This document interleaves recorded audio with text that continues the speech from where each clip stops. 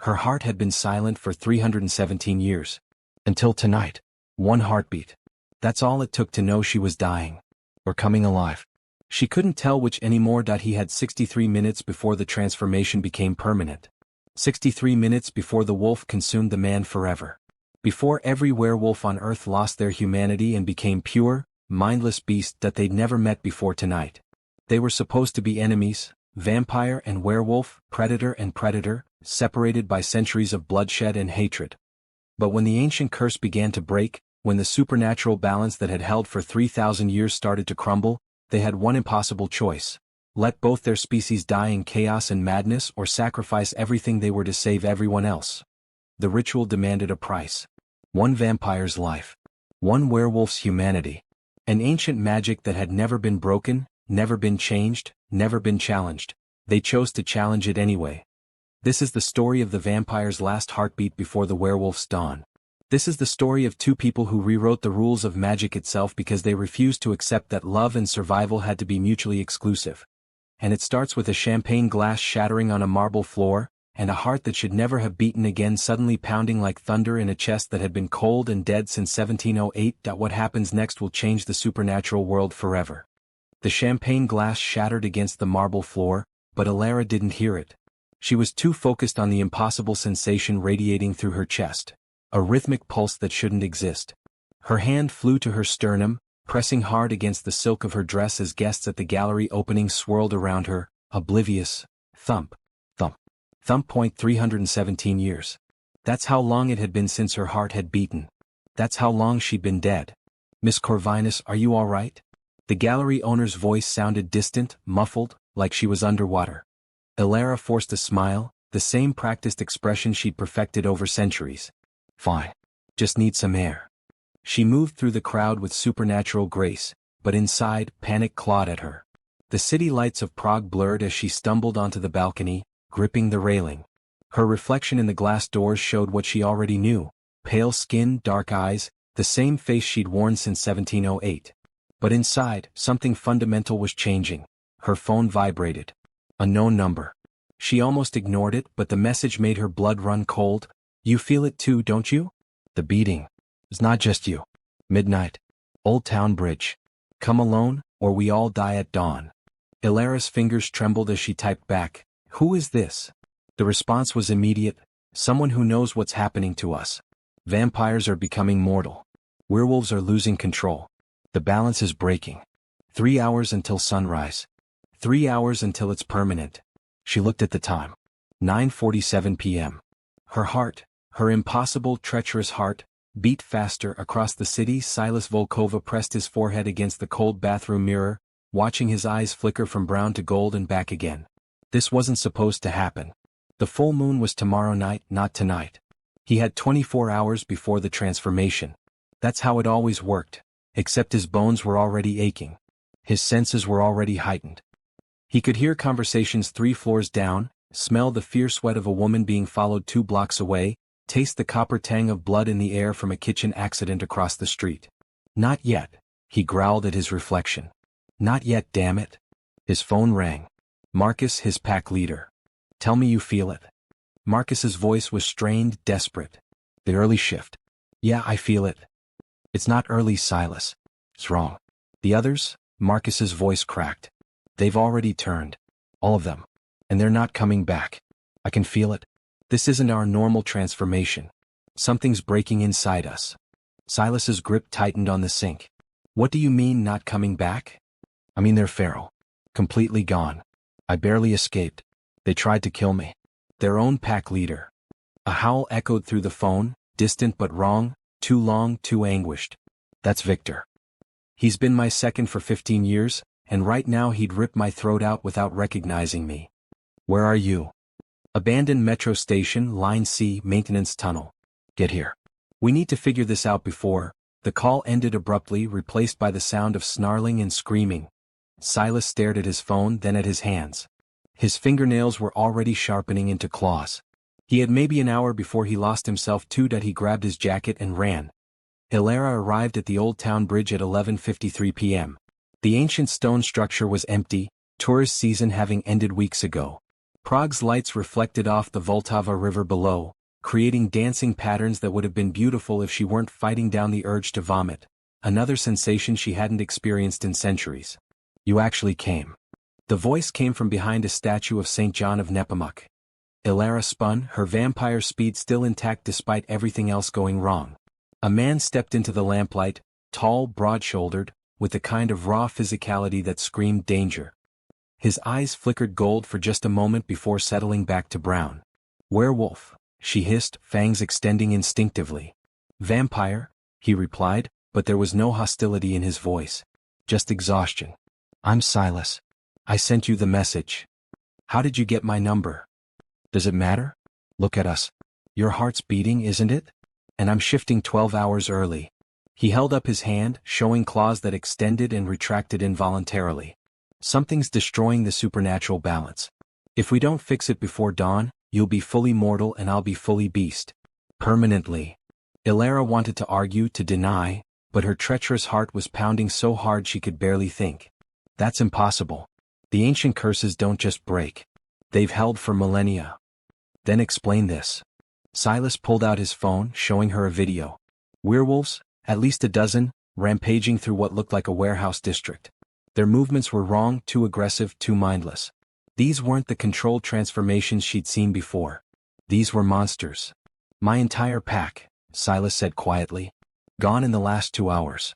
Whatever's happening, it's accelerating. A scream cut through the night. Both of them turned toward the sound, a woman's voice, terrified, coming from the direction of the old Jewish quarter. Elara moved first, her supernatural speed carrying her across the bridge in seconds. Silas followed, his werewolf agility keeping pace. They found the woman cornered in an alley by 3 massive wolves, too large to be natural, too feral to be normal werewolves. Your pack? Elara asked. No. But they're someone's. The wolves turned, snarling. Elara stepped forward, ready to fight, when pain exploded through her side. One of the wolves had been faster than she expected. She looked down at the gash across her ribs, watching blood, bright red, human blood, pour from the wound. I'm bleeding, she whispered, shocked. I'm actually bleeding. Silas shifted partially, his form elongating, muscles bulging as he threw himself at the wolves. The fight was brutal and quick. He managed to drive them off, but when he turned back, his face was still half transformed, caught between human and beast. Are you okay? He asked, his voice distorted. Elara pressed her hand to her side. The wound was already healing, but slower than it should have been. I've been stabbed, shot, even set on fire once. None of it made me bleed like this. She looked at him. We're running out of time, aren't we? If you're watching this and already hooked, drop a comment below telling us what you think is causing the curse to break. And hit that subscribe button because this story is about to get even more intense. Silas helped her to her feet. There's someone who might know what's happening. An old witch who lives in the catacombs beneath Vicerad. She's been around longer than either of our species. The catacombs? That's suicide. Every supernatural creature in Prague uses those tunnels. Got a better idea? Elara looked at the blood on her hands, felt her heart hammering in her chest. For 3 centuries she'd been untouchable, immortal, safe. Now she was vulnerable. Now she could die. Lead the way, she said. They moved through Prague's ancient streets, staying to the shadows. Every few minutes they heard howls in the distance. More werewolves losing control, more chaos spreading through the city. Elara's wound throbbed with each heartbeat, a constant reminder of her newfound mortality. Can I ask you something? Silas said as they approached the entrance to the catacombs. How long have you been? 317 years? You. Only 25. Born into it. My whole family carries the curse. He paused at the entrance, a maintenance door hidden behind an abandoned church. I've spent my entire life wanting to be normal. To be human. And now that it's happening, all I can think about is how much I'll miss the strength, the senses, the immortality. Elara finished. She thought about her beating heart, the fear coursing through her veins, the wound that actually hurt. I spent 3 centuries watching everyone I loved grow old and die. I thought I'd given up everything human. But tonight, feeling my heart beat again. She touched her chest. I forgot what it was like to feel alive. Really alive. Terrified and exhilarated and desperate all at once. Their eyes met in the darkness. Silas pulled open the heavy door, revealing stone steps descending into blackness. The smell hit them immediately, Damp earth, old bones, and something else. Something wrong. Blood, Elara whispered. Fresh blood. They descended carefully, Silas's enhanced senses leading the way even as his body fought against another involuntary shift. The catacombs stretched out like a labyrinth, centuries-old passages carved beneath Prague's foundations. Torches lined the walls, their flames casting dancing shadows that made everything look alive. The witch's name is Magdalena, Silas explained, his voice echoing off stone. She was here before vampires, before werewolves. She witnessed the original curse being cast. If she's that old, why would she help us? Because if the balance breaks completely, it won't just affect us. Every supernatural creature tied to the old magic will feel it. Including her. They rounded a corner and stopped. 3 bodies lay sprawled across the passage, vampires, judging by their pale skin and the way they'd aged rapidly after death, their flesh turning to dust even as they watched. Elara knelt beside the nearest one. These deaths are fresh. Minutes old. She looked up at Silas. Someone's hunting down here. A growl rumbled from the darkness ahead. Then another. Then a dozen more, surrounding them from multiple passages. Run or fight? Silas asked, his body already responding to the threat, muscles bulging as fur rippled across his skin. Can you control it? Not much longer. His voice was becoming more animal than human. Elara made a decision. Then we run. They sprinted through the catacombs, the pack of feral werewolves close behind. Elara's lungs burned, actually burned, with the exertion. Her vampire speed was fading, her supernatural stamina giving way to human limitations. She stumbled, and Silas caught her, practically carrying her as they burst through a wooden door into a circular chamber. The door slammed shut behind them. Silas dropped a heavy beam across it just as the wolves crashed against the other side, their claws splintering wood. That won't hold long, Elara gasped, her heart pounding so hard she thought it might explode. It doesn't need to. An old woman's voice came from the shadows. They can't enter this chamber. It's protected. A figure emerged into the torchlight, ancient, weathered, with eyes that held the weight of millennia. Magdalena looked like she could crumble to dust at any moment, yet power radiated from her like heat from a forge. You're the vampire who's remembering mortality, Magdalena said, studying Elara. And you're the werewolf fighting to stay human. She looked at Silas. Interesting. Very interesting. What's happening to us? Elara demanded. Why is the curse breaking? Magdalena moved to a table covered in ancient texts and strange artifacts. The curse isn't breaking, child. It's correcting itself. Correcting? Silas's voice was barely human now, his body caught mid-transformation. When vampires and werewolves were created, they were meant to be natural enemies, yes. But also natural balances. Vampires cull human overpopulation through careful, selective feeding. Werewolves protect nature's wild places from human encroachment. 2 predators, 2 purposes, perfect equilibrium. Magdalena traced a symbol on one of the texts. But your kinds have been at war for centuries. Killing each other, disrupting the balance. Too many vampires killed means werewolves become too powerful, too wild. Too many werewolves killed means vampires become too numerous, too bold. Elara felt sick. How many deaths would it take to trigger this? The tipping point was reached 3 nights ago. A vampire coven in Romania wiped out an entire werewolf pack. 23 wolves gone in one night. The oldest pack in Eastern Europe. Magdalena's eyes were sad. The scales tipped. The original curse activated its failsafe. Failsafe? Silas forced out through changing vocal cords. If the balance breaks beyond repair, the curse resets. Vampires become mortal again, vulnerable, aging, dying as they should have centuries ago. Werewolves lose their humanity permanently, becoming true beasts. The slate wipes clean and nature starts over. The door behind them cracked, claws punching through the wood. How do we stop it? Elara asked desperately. Magdalena was quiet for a long moment. There's only one way. The ritual of equilibrium. It requires a sacrifice from each side. One vampire, one werewolf. They must willingly give up their supernatural nature at the moment between night and day, between moon and sun. The werewolf's dawn. Give up. Silas managed to ask. What does that mean? For the werewolf, it means becoming fully human. No more transformations, no more curse, no more pack connection.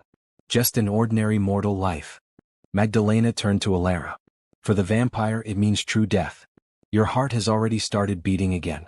If you complete the ritual, That heart will beat its last and you will return to the dust you should have become 300 years ago. The chamber fell silent except for the sounds of the wolves trying to break through and Silas's labored breathing as he fought his transformation. There has to be another way, Elara said, but even as the words left her mouth, she knew there wasn't. The ritual site is in the old chapel beneath St. Vitus Cathedral, Magdalena said. You have 90 minutes until dawn. 90 minutes to decide if you're willing to pay the price, or if you'd rather let both your species end in blood and madness. Silas finally lost the battle. His transformation completed, leaving a massive wolf standing where the man had been. But his eyes were still aware, still human. He looked at Elara and she saw the question there. We go, she said. Even if we don't know what we'll decide, we go. Magdalena handed her a small stone amulet. This will protect you from the feral ones. They'll sense the old magic and avoid you. But it only works for 2 and only until dawn. The door finally splintered apart. Silas snarled, placing himself between Elara and the entrance as wolves poured through, and stopped. They circled the chamber's boundary, snapping and snarling, but unable to cross the invisible barrier. Magdalena's protection held. There's a passage behind the altar, Magdalena said, pointing. It leads directly beneath the cathedral. Go now. And whatever you decide, make sure it's what you truly want. The ritual demands truth or it demands everything. Elara grabbed Silas's fur, and together they ran into the tunnel. Behind them, Magdalena began chanting something in a language older than Latin, and the wolves' howls turned to whimpers. The tunnel was narrow and dark, forcing Elara to feel her way along the walls while Silas led by scent. Her heart wouldn't stop racing. Every beat reminded her that she was alive, truly, temporarily, terrifyingly alive. Silas, she said into the darkness. Can you understand me? A huff that might have been yes. When you're like this, do you still think like a human? Or is it all instinct? He stopped, turned, and in the dim light filtering from somewhere ahead, she saw him shift partially back. It looked agonizing, bones cracking, reshaping, fur receding and returning in waves. When he spoke, his voice was distorted but understandable. Well, it's like being drunk and sober at the same time. The wolf wants to hunt, to run, to fight. The human wants to think, to plan, to. He struggled with the words. To not lose myself. I'm scared, Elara admitted. It felt strange to say it out loud after 3 centuries of fearlessness. Of dying? Of having felt alive again only to lose it. She touched her chest, feeling the strong, steady beat of her heart. I forgot what this was like. Fear, yes, but also excitement. Anticipation. The knowledge that every moment matters because there might not be another one. Tears surprised her, rolling down her cheeks. I forgot what it meant to cry. Silas reached out with a clawed hand, gentle despite its size, and wiped the tears away. I've spent 25 years hating what I am. Hating the curse, the transformations, the violence. I wanted nothing more than to be normal, to be human. His golden eyes met hers.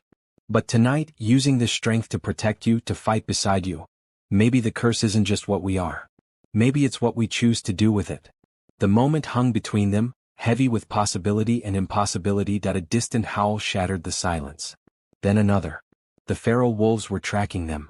The amulet should protect us, Elara said, clutching the stone. Should. Silas shifted fully back to wolf form. I really hate that word. They emerged from the tunnel into a vast underground chapel. Gothic arches soared overhead, carved directly into the bedrock beneath Prague Castle. At the center of the space stood an altar, and carved into the floor around it was an intricate pattern of symbols. Some she recognized as ancient vampire markings, others clearly werewolf tribal signs. This is it, Elara whispered. The ritual site. The howls were getting closer. Silas shifted back to human form, standing naked and shivering in the cold air. Elara, we need to talk about what happens next. I know. She couldn't look at him. One of us dies. One of us becomes human. That's the price. I'm saying I'll do it. I'll take the death. Now she did look at him. What? You've lived 300 years. You've seen empires rise and fall.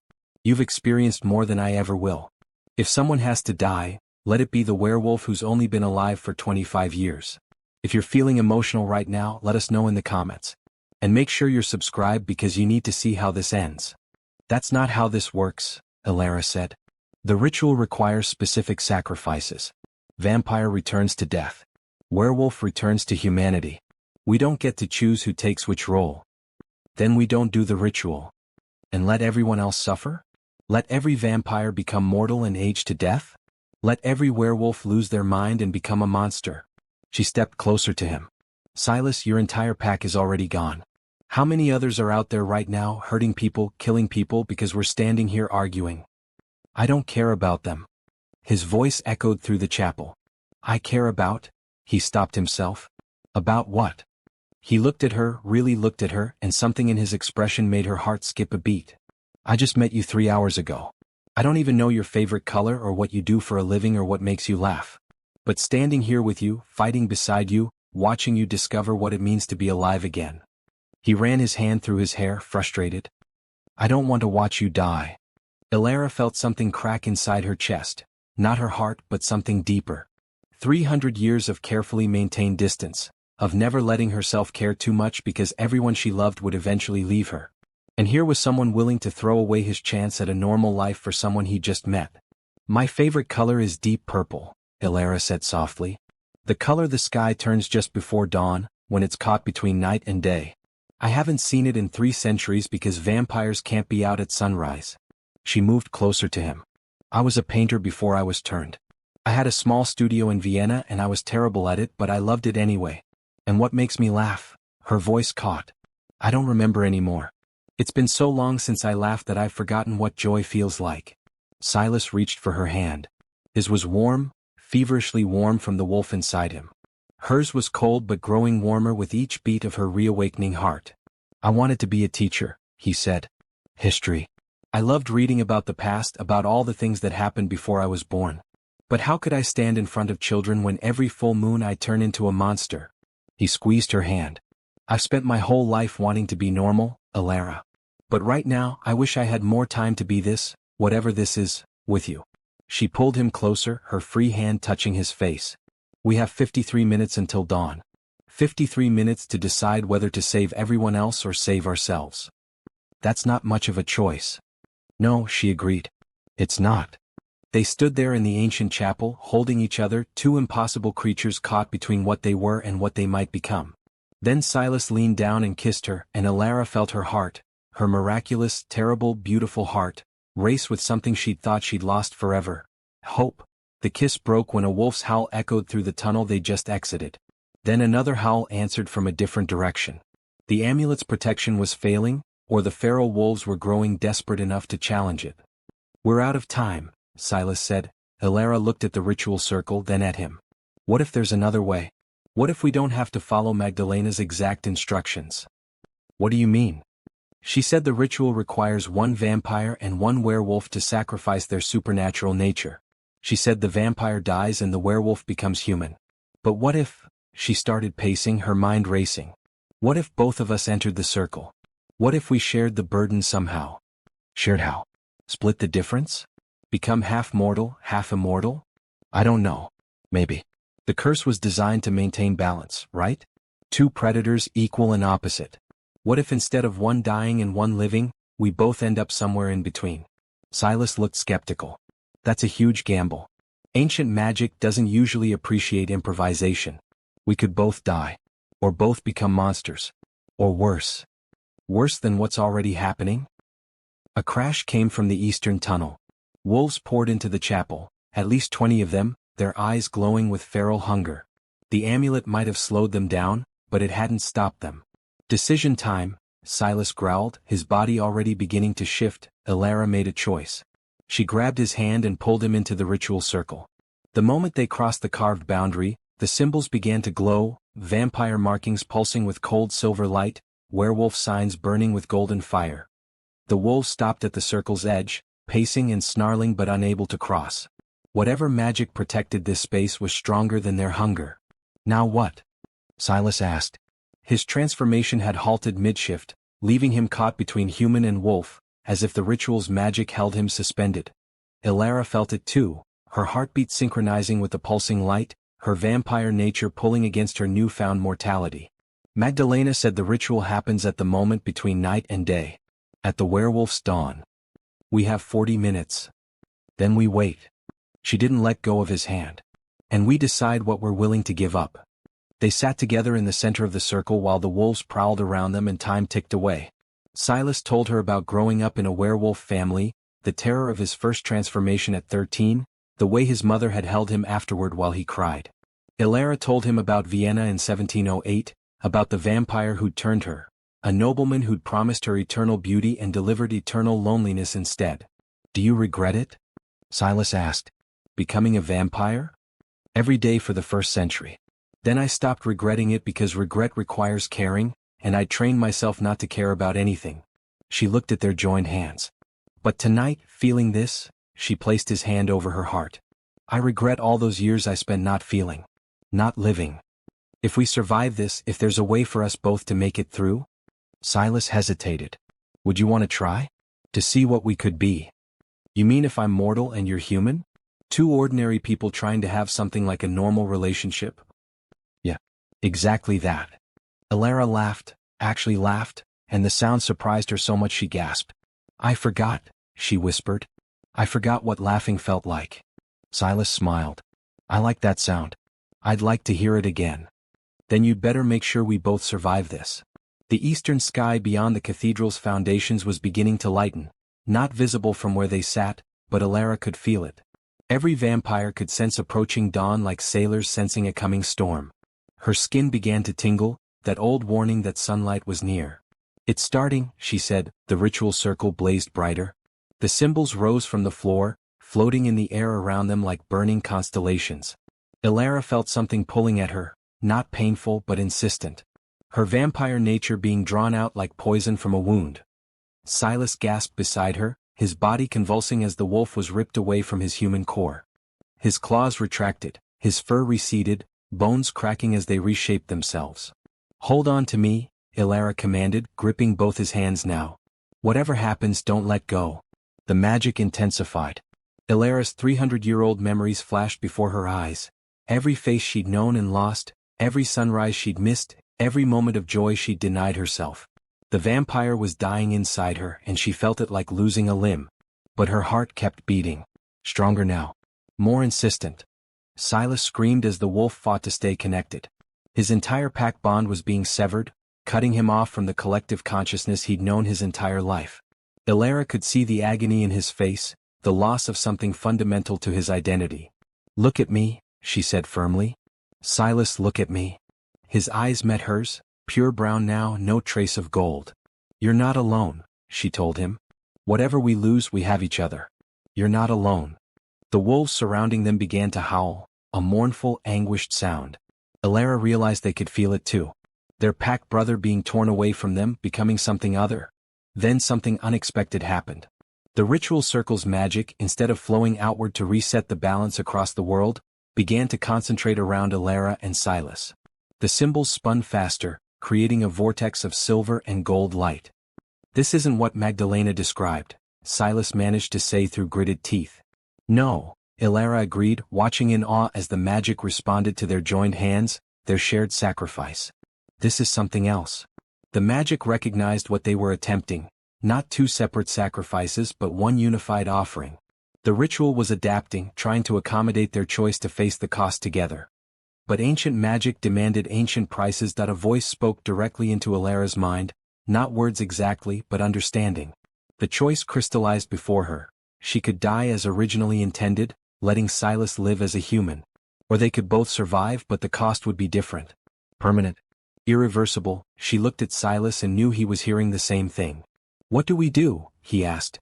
The first ray of sunlight pierced through a crack in the cathedral's foundation high above them. Dawn was breaking. The werewolf's dawn. The moment of transformation was here. Elara felt her vampire nature making its final stand, felt her body trying to reject the sunrise, to return to the comfortable cold of undeath. But her heart, her beating, living human heart, fought back. "I choose life," she said.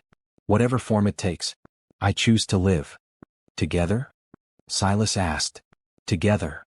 They squeezed each other's hands as the sunlight touched the ritual circle. The magic detonated like a silent bomb, expanding outward in a wave of silver and gold that passed through the walls, through the earth, through the entire city and beyond. The feral wolves stopped howling. Their eyes cleared, consciousness returning. Around the world, every vampire felt their hearts stutter. One beat, two beats, then stillness. Not death, but a return to what they'd been. The curse stabilizing, the balance restored. But at the center of it all, Elara and Silas burned. The pain was exquisite. Every cell in Elara's body was being rewritten, every molecule of her vampire essence being transformed. She was dying and being reborn simultaneously. Beside her, Silas went through his own metamorphosis, not losing the wolf entirely but integrating it, accepting it as part of himself rather than a curse to be fought. When the light finally faded and the ritual circle went dark, they collapsed together on the cold stone floor, gasping for air. Elara's first thought was that she was still breathing. Her second was that breathing hurt. Her third was that Silas was lying next to her, also breathing, also alive. Did it work? She managed to whisper. Silas sat up slowly, examining his hands. They looked normal, human. But when he concentrated, claws extended from his fingertips, then retracted. I can still shift. But it's different. It's a choice now, not a compulsion. Elara checked her pulse. Still beating. She looked at the sunlight streaming through the crack above, light that should have burned her to ash. Slowly, carefully, she extended her hand into the beam. Nothing. No burning. No pain. I can touch sunlight, she breathed in wonder. But when she looked at her reflection in a puddle of water, she saw something that made her freeze. Her face was still pale, still youthful, still vampire. And when she smiled, testing, fangs extended. What are we? She asked. One of the formerly feral wolves, a massive gray beast, padded forward cautiously. It shifted, bones cracking and reforming, until a naked man stood before them. You're something new, he said, his voice hoarse from howling. The ritual didn't just restore the balance. It created a bridge. You're both. Neither. Something between. Make sure you're still subscribed because the final act is going to blow your mind. Drop a like if you're invested in Elara and Silas's story. Silas helped Elara to her feet. They stood together in the ancient chapel, surrounded by werewolves who were slowly regaining their humanity, bathed in sunlight that no longer burned, forever changed by a ritual that had bent ancient rules to accommodate modern love. What now? Elara asked. Silas pulled her close. Now we figure out what it means to be alive. Really, truly alive. Together. The werewolf who had spoken, the gray-furred one, introduced himself as Victor. He was Silas's former pack second, the one Marcus had mentioned on the phone. As more wolves shifted back to human form, they gathered around cautiously, clearly unsure what to make of the two figures at the center of the ritual circle. Marcus didn't make it, Victor said quietly, his voice heavy with grief. When the feral madness took us, he tried to hold us back. We tore him apart before we even knew what we were doing. Silas's face went pale. Marcus raised me. He was like a father. I know. Victor's eyes were haunted. And I'm the one who killed him. I remember it now, every second of it. The madness is gone, but the memories. He looked at his hands as if seeing blood that was no longer there. What you two did, whatever magic you worked, it brought us back. But it can't undo what we've done. Elara felt Silas's pain through their still joined hands. Without thinking, she reached out to Victor. The curse made you do it. The breaking of the balance, doesn't matter, Victor interrupted. I still did it. We all did terrible things tonight. He looked around at his pack, at the shame and horror written on their faces. How do we come back from that? The same way anyone comes back from anything, Silas said, his voice stronger now. One day at a time. One choice at a time. We can't change what happened, but we can choose what happens next. The female werewolf, young, maybe 19, spoke up. But what did happen? What are you two now? I can smell vampire on her, but also life. Real life. And you? She looked at Silas. You're pack, but also not pack. It's like you're standing in two worlds at once. We are, Elara said, realizing the truth as she spoke it. The ritual was supposed to end with one death and one transformation. But we changed the terms. We both sacrificed and both survived. The magic had to adapt. So you're what? Half vampire, half human? Victor asked Elara. She stepped fully into the sunlight streaming from above. It felt warm on her skin, not burning but not quite comfortable either. I can walk in daylight now. I can feel my heart beating. But I still have fangs, still have strength beyond human normal. I'm something in between. And I can still shift, Silas added, demonstrating by letting his claws extend and retract. But the moon doesn't control me anymore. The wolf is part of me, not a curse that takes over. I choose when and how I change. You're hybrids, Victor said with something like awe in his voice. The first of your kind. Before anyone could respond, Footsteps echoed from the western tunnel. Everyone tensed, ready for another attack, but the figure that emerged was Magdalena. She looked even more ancient than before, as if the ritual had aged her somehow. "What you've done," she said, leaning heavily on a gnarled staff, "should have been impossible." "But it worked," Elara said. "The balance is restored, isn't it?" "Yes. And no." Magdalena approached the ritual circle, studying the symbols that were now dark and cold. "The balance is restored, but you've created something that was never meant to exist. Daywalker vampires. Wolves who control their transformations. The old magic doesn't know what to do with you." "Is that a problem?" Silas asked warily. "That depends." Every supernatural creature on Earth felt the ritual complete. They know the balance is restored. But they also know something fundamental changed at the heart of the magic. Magdalena's ancient eyes fixed on them. "There will be those who see you as saviors. And there will be those who see you as abominations that need to be destroyed." Elara's phone, miraculously still intact in her dress pocket, began buzzing frantically. Dozens of messages all coming in at once. She pulled it out, scanning through them with growing alarm. "The vampire covens," she said. "They're in chaos. Half their members collapsed when the ritual completed. The older ones, the ones who'd been vampires for centuries. They're not dead, but they're not waking up either." "It's the rebalancing," Magdalena explained. "Those who had lived far beyond their natural human lifespans, the magic is trying to correct for that. They'll sleep for days, maybe weeks, while their bodies adjust to having beating hearts again." "And the werewolves?" Victor asked. "Those who survived the feral madness will be like you, changed but functional. The ones who died." Magdalena shook her head. "The magic cannot bring back the dead. What's done is done." Silas's phone rang. He answered it, and Elara watched his expression shift from confusion to horror. "That was the Prague police," he said after hanging up. "They want to question me about the attacks tonight. Someone got security footage of wolves in the city. They're calling it a wild animal incident, but..." He looked at his pack. "We need to leave. Now. Before they start connecting bodies to missing persons reports." "Where will you go?" Magdalena asked. "Away from cities. Somewhere remote where we can learn to control what we are now without hurting anyone else." Victor looked at his pack members. "We need time to grieve, to heal, to figure out who we are after this." Silas sat up slowly, examining his hands. They looked normal, human. But when he concentrated, claws extended from his fingertips, then retracted. "I can still shift. But it's different. It's a choice now, not a compulsion." Elara checked her pulse. Still beating. She looked at the sunlight streaming through the crack above, light that should have burned her to ash. Slowly, carefully, she extended her hand into the beam. Nothing. No burning. No pain. "I can touch sunlight," she breathed in wonder.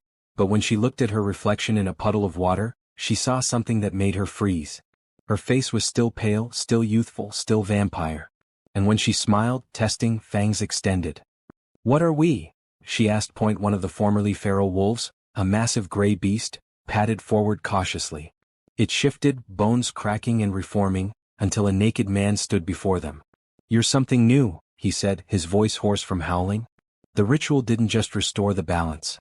It created a bridge. You're both. Neither. Something between. Make sure you're still subscribed because the final act is going to blow your mind.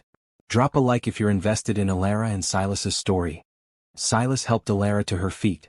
They stood together in the ancient chapel, surrounded by werewolves who were slowly regaining their humanity, bathed in sunlight that no longer burned, forever changed by a ritual that had bent ancient rules to accommodate modern love. "What now?" Elara asked. Silas pulled her close. "Now we figure out what it means to be alive. Really truly alive. Together." The werewolf who had spoken, the gray-furred one, introduced himself as Victor. He was Silas's former pack second, the one Marcus had mentioned on the phone. As more wolves shifted back to human form, they gathered around cautiously, clearly unsure what to make of the two figures at the center of the ritual circle. "Marcus didn't make it," Victor said quietly, his voice heavy with grief. "When the feral madness took us, he tried to hold us back. We tore him apart before we even knew what we were doing." Silas's face went pale. "Marcus raised me. He was like a father." "I know." Victor's eyes were haunted. "And I'm the one who killed him. I remember it now, every second of it. The madness is gone, but the memories." He looked at his hands as if seeing blood that was no longer there. What you two did, whatever magic you worked, it brought us back. But it can't undo what we've done. Elara felt Silas's pain through their still joined hands. Without thinking, she reached out to Victor. The curse made you do it. The breaking of the balance doesn't matter, Victor interrupted. I still did it. We all did terrible things tonight. He looked around at his pack, at the shame and horror written on their faces. How do we come back from that? The same way anyone comes back from anything, Silas said, his voice stronger now. One day at a time. One choice at a time. We can't change what happened, but we can choose what happens next. The female werewolf, young, maybe 19, spoke up. But what did happen? What are you two now? I can smell vampire on her, but also life. Real life. And you? She looked at Silas. You're pack, but also not pack. It's like you're standing in two worlds at once. We are, Elara said, realizing the truth as she spoke it. The ritual was supposed to end with one death and one transformation. But we changed the terms. We both sacrificed and both survived. The magic had to adapt. So you're what? Half vampire, half human? Victor asked Elara. She stepped fully into the sunlight streaming from above. It felt warm on her skin, not burning but not quite comfortable either. I can walk in daylight now. I can feel my heart beating. But I still have fangs, still have strength beyond human normal. I'm something in between. And I can still shift, Silas added, demonstrating by letting his claws extend and retract. But the moon doesn't control me anymore. The wolf is part of me, not a curse that takes over. I choose when and how I change. You're hybrids, Victor said with something like awe in his voice. The first of your kind. Before anyone could respond, footsteps echoed from the western tunnel. Everyone tensed, ready for another attack, but the figure that emerged was Magdalena. She looked even more ancient than before, as if the ritual had aged her somehow. What you've done, she said, leaning heavily on a gnarled staff, should have been impossible. But it worked, Elara said. The balance is restored, isn't it? Yes. And no. Magdalena approached the ritual circle, studying the symbols that were now dark and cold. The balance is restored, but you've created something that was never meant to exist. Daywalker vampires. Wolves who control their transformations. The old magic doesn't know what to do with you. Is that a problem? Silas asked warily. That depends. Every supernatural creature on Earth felt the ritual complete. They know the balance is restored. But they also know something fundamental changed at the heart of the magic. Magdalena's ancient eyes fixed on them. There will be those who see you as saviors. And there will be those who see you as abominations that need to be destroyed. Elara's phone, miraculously still intact in her dress pocket, began buzzing frantically. Dozens of messages all coming in at once. She pulled it out, scanning through them with growing alarm. The vampire covens, she said. They're in chaos. Half their members collapsed when the ritual completed. The older ones, the ones who'd been vampires for centuries. They're not dead, but they're not waking up either. It's the rebalancing, Magdalena explained. Those who had lived far beyond their natural human lifespans, the magic is trying to correct for that. They'll sleep for days, maybe weeks, while their bodies adjust to having beating hearts again. And the werewolves? Victor asked. Those who survived the feral madness will be like you, changed but functional. The ones who died. Magdalena shook her head. The magic cannot bring back the dead. What's done is done. Silas's phone rang. He answered it, and Elara watched his expression shift from confusion to horror. That was the Prague police, he said after hanging up. They want to question me about the attacks tonight. Someone got security footage of wolves in the city. They're calling it a wild animal incident, but... He looked at his pack. We need to leave. Now. Before they start connecting bodies to missing persons reports. Where will you go? Magdalena asked. Away from cities. Somewhere remote where we can learn to control what we are now without hurting anyone else. Victor looked at his pack members. We need time to grieve, to heal, to figure out who we are after this. The werewolves began filing out through the tunnels, heading for exits that would take them far from Prague. Victor paused before leaving, clasping Silas's shoulder. Thank you, he said simply, for giving us a second chance. When they were gone, Magdalena turned to Elara and Silas. And what will you two do? You're bound together now. The magic saw to that when you joined hands in the circle. You'll feel each other's pain, sense each other's emotions. You've become a permanent bridge between vampire and werewolf. Elara looked at Silas, feeling the truth of Magdalena's words. She could sense his exhaustion, his grief over Marcus, his uncertainty about the future. And underneath it all, a warm current of something else. Something directed at her. "We'll figure it out," Elara said. "Together." Magdalena studied them for a long moment, then nodded. The old magic has a sense of humor, it seems. For 3,000 years, vampires and werewolves have been at war. And now their bridge is a love story. She turned to leave, then paused. "One more thing. The ritual changed you, yes. But it also marked you. Every supernatural creature will be able to sense what you are, and what you represent. You've become symbols whether you want to be or not. Symbols of change, of possibility, of breaking old rules. Some will follow you. Others will hunt you." "Comforting," Silas muttered. "Truth rarely is."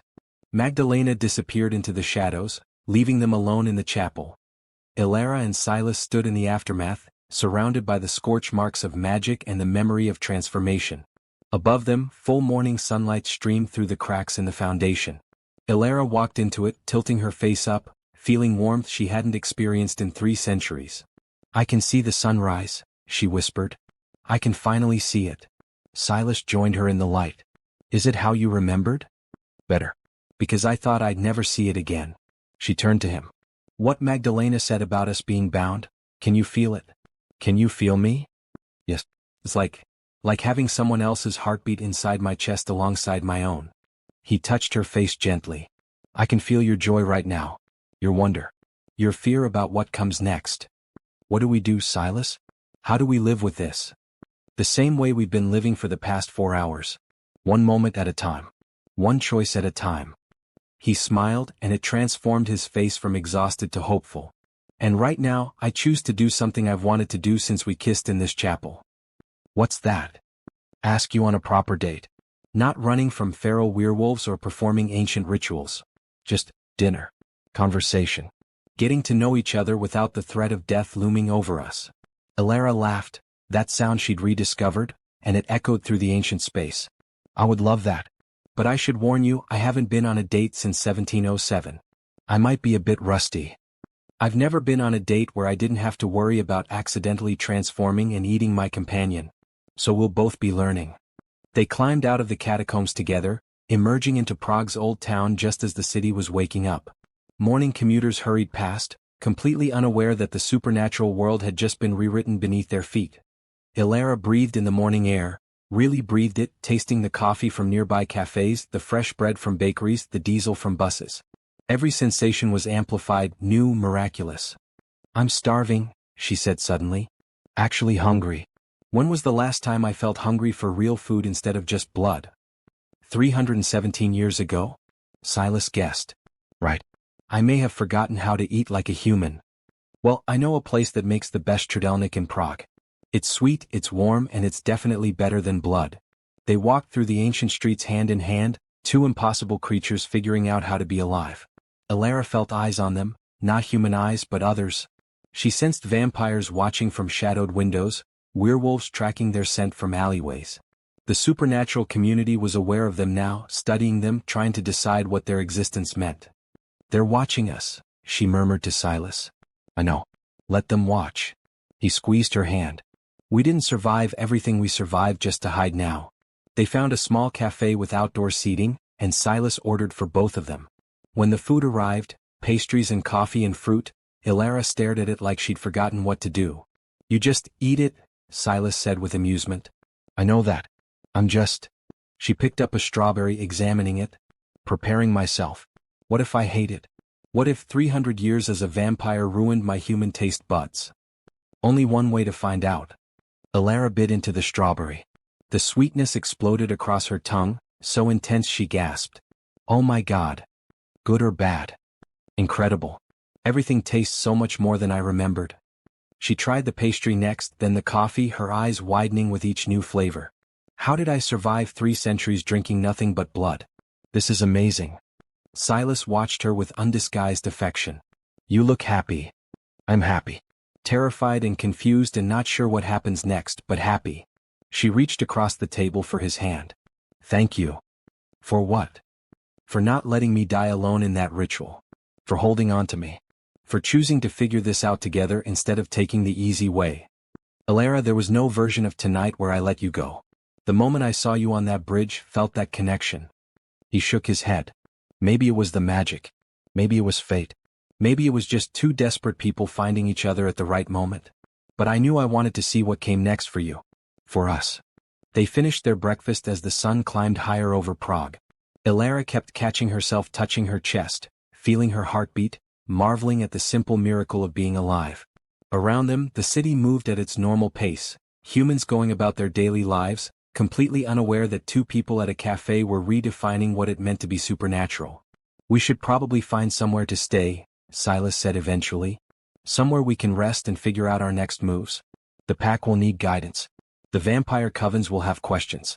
And Magdalena was right, there will be those who come looking for us. If you've made it this far, you're amazing. Drop a comment telling us what you think happens next. And hit that like button because this story isn't over yet. I have an apartment here, Elara offered. Well, several actually. Benefits of 3 centuries of compound interest. We can use one of them as a safe house. Several apartments? Plural? I got bored. Real estate seemed like a reasonable hobby.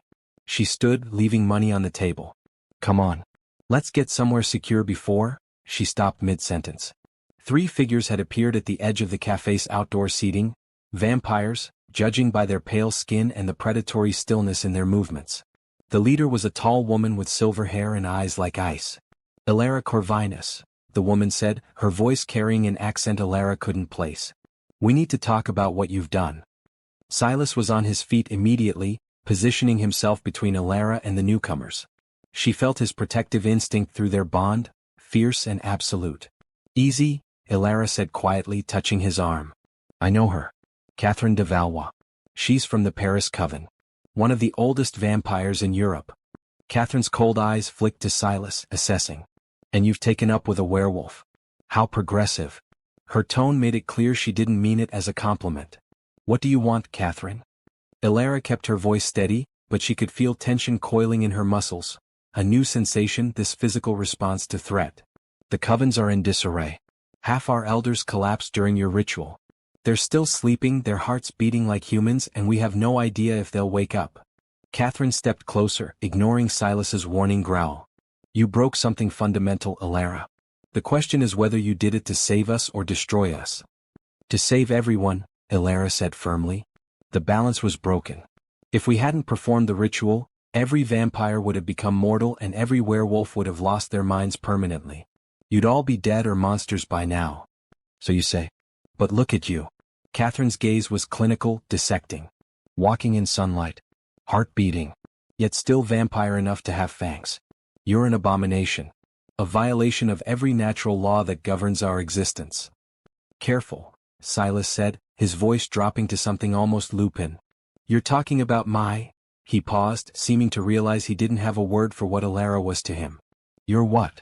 Catherine's smile was sharp. Your mate? Your lover? Do you really think you can build something lasting on magic that forced you together? The magic didn't force anything, Elara said. We chose each other. We chose to face the ritual together rather than let one of us die. How romantic. And how foolish. Catherine pulled out her phone, showing them a video. On the screen, chaos, vampires fighting each other, buildings burning, people screaming. This is Rome. This is what your saving has wrought. The covens are at war, Elara. Those who support what you did versus those who see you as a threat that needs to be eliminated. And it's not just vampires. The werewolf packs are splitting too. Some want to meet you, to learn how to control their transformations like you've done. Others want you dead before you upset the natural order any further. Elara felt ice settle in her stomach. I didn't mean for this to happen. Intentions are irrelevant. You've destabilized the entire supernatural world. Catherine pocketed her phone. The Paris Coven has sent me to extend an invitation. Come with me. Meet with the council. Explain yourself. Maybe we can find a way to restore peace before this escalates into full-scale war. And if we refuse? Silas asked. Then the council declares you enemies of the vampire nation. Bounties will be placed on your heads. Every vampire in Europe, in the world, will be hunting you.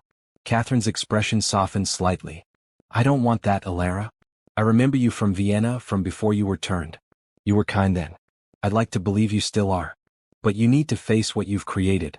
Elara looked at Silas, felt his emotions through their bond. worry, protectiveness, but also trust. Whatever she decided, he would stand with her. "We'll come," Elara said. "But not as prisoners. As equals. We saved your species, Catherine. The least you can do is hear us out with respect." Catherine nodded slowly. "The council meets in 3 days. Paris, come prepared to defend your actions." She turned to leave, then paused. "And Elara? Watch your back. Not everyone in the covens wants to talk. Some just want you ash and dust." When the vampires left, Elara sank back into her chair, suddenly exhausted. The adrenaline that had carried her through the night was fading, leaving her shaky and uncertain. 3 days, Silas said, sitting beside her. "That's not much time to prepare." "No, it's not." Elara looked at the sunrise, still marveling that she could see it without burning. "Silas, maybe Catherine's right. Maybe we did break something that can't be fixed. Maybe trying to change the ritual was a mistake." "Do you really believe that?" She thought about it, really thought about it. About her beating heart and the sunlight on her skin. About Silas beside her and the possibility of a future she'd never allowed herself to imagine. About all the vampires who might wake up from their sleeping transformation with the chance to experience life again. About werewolves learning to control the beast instead of being controlled by it. "No," she said finally. "I don't. What we did was right. But that doesn't mean there won't be consequences. Then we face them. Together." Silas stood, offering his hand. "But first we rest. You've been running on instinct and magic for hours. You need actual sleep now, real human sleep." He was right. Elara could feel exhaustion pulling at her like a physical weight. Another new sensation, another human weakness she'd have to relearn. They made their way to one of Elara's apartments, a converted loft in the Malastrana district. Inside, it was elegant but sparse, the home of someone who'd never stayed anywhere long enough to accumulate memories. "It's nice," Silas said, looking around. "Very you. You've known me for 5 hours. How do you know what's very me? Call it werewolf intuition." He smiled. "Or maybe it's the bond. I can feel you, remember? Your aesthetics, your preferences, the way you like things ordered and controlled because chaos scares you." Elara wanted to deny it, but he was right. 300 years of immortality, and she'd spent most of it maintaining rigid control over every aspect of her existence. Because letting go, feeling things, caring about things, that was how you got hurt. "I'm terrified," she admitted, the words spilling out before she could stop them.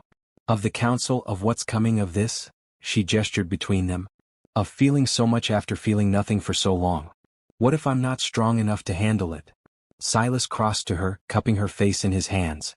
"You performed an ancient ritual, rewrote supernatural law, and survived when you should have died. You're the strongest person I've ever met. That was adrenaline and desperation. This is different. This is choosing to keep going when everything would be easier if we just—" He kissed her, cutting off her spiral of worry. When they broke apart, she felt steadier. Grounded. "We keep going," he said simply. "Because the alternative is letting fear win. And after everything we've been through, I refuse to let fear win." They lay down together on Elara's bed, still in their clothes from the night before, exhausted beyond words. Elara rested her head on Silas's chest, listening to his heartbeat, strong and steady and real. "Tell me something about yourself," she murmured, fighting sleep. "Something nobody else knows." "I'm afraid of deep water," Silas said. "Not just afraid, terrified. I nearly drowned as a kid before my first transformation. The wolf saved me, pulled me to shore when I was too weak to swim. It's the only time I was grateful for the curse. I haven't painted in 297 years, Elara confessed. I was too afraid I'd lost the ability, that immortality had stolen that part of me.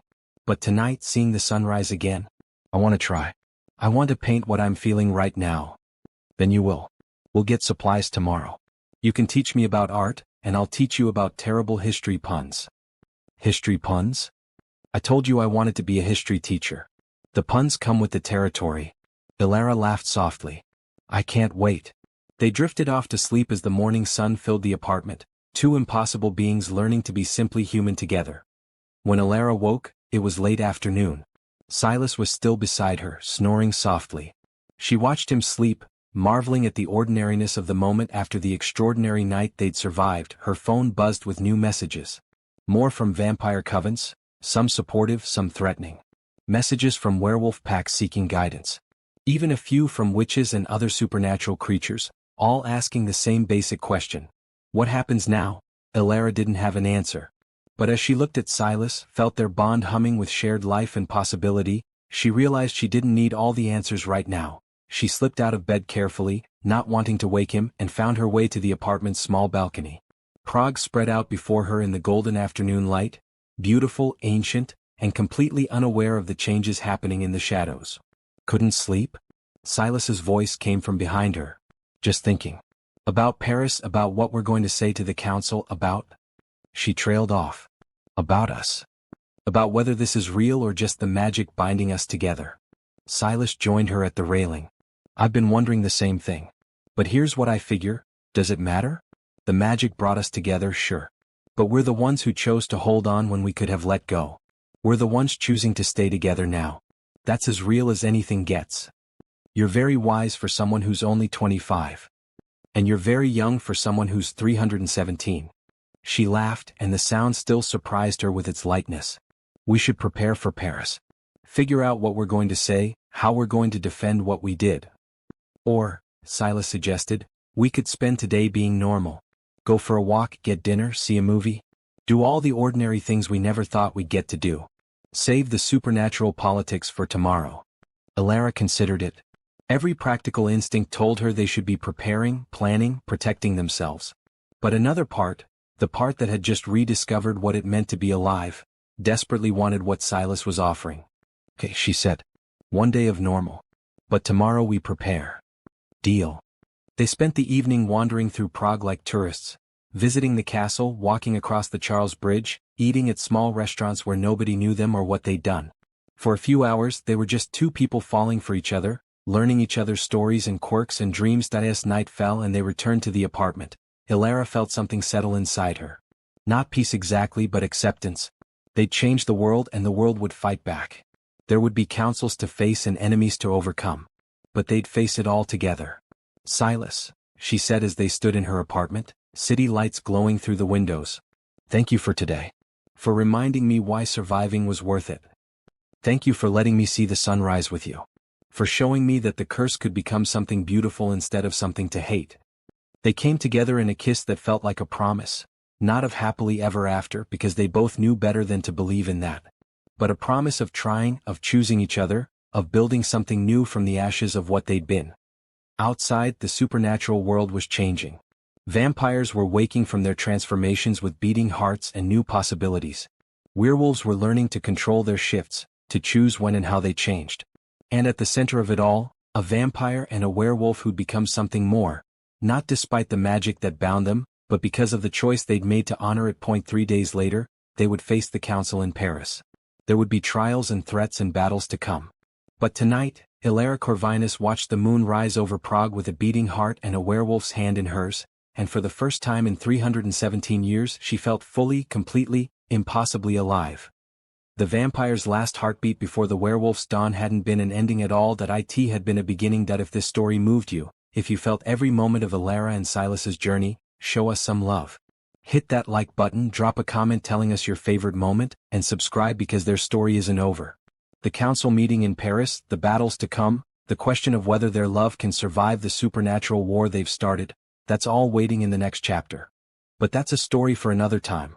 For now, remember that sometimes the bravest thing isn't choosing to live or choosing to die. It's choosing to transform, to become something new, something unexpected, something that breaks all the rules and rewrites the ending. Thank you for watching. Until next time.